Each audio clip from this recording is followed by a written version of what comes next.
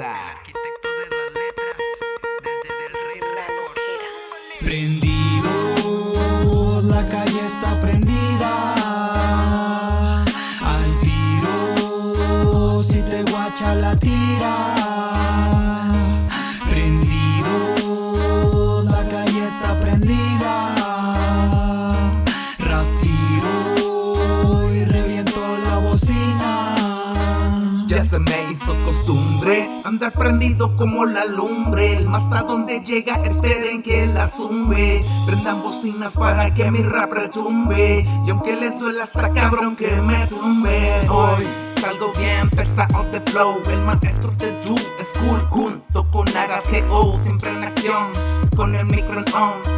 Represent Warrap Loop en Nuevo León. En mi versatility, masality, brutality. Y así voy varios pasos delante de ti, voy a partir cualquier beat que se ponga frente a mí. Completo el armamento hasta para darles un free. Prendido, la calle está prendida.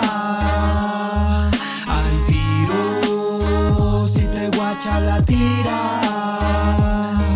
Prendido, la calle está prendida. Rap tiro y reviento la bocina.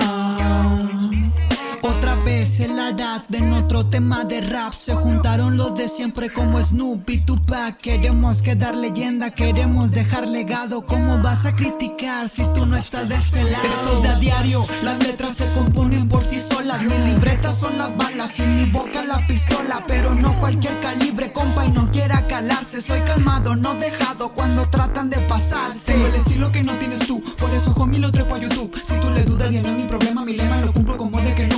Tengo lo que quiero y lo que no tengo lo invento. Estoy bendecido y con eso estoy contento. Tiren lo que quieran, que les faltan argumentos. Tratan de meter la pata y si le brinco lo lamento. Tranquilo, haciéndolo fino, tratando pagarnos cuchillos de doble filo. Me dicen por qué hace rap, trap, reggaeton. Entonces que hoy fluyo en cualquier base y creo que ya lo comprobé. Es obvio, se les nota, quieren alcanzar, pero no alcanzan la nota, ya si quieren avanzar.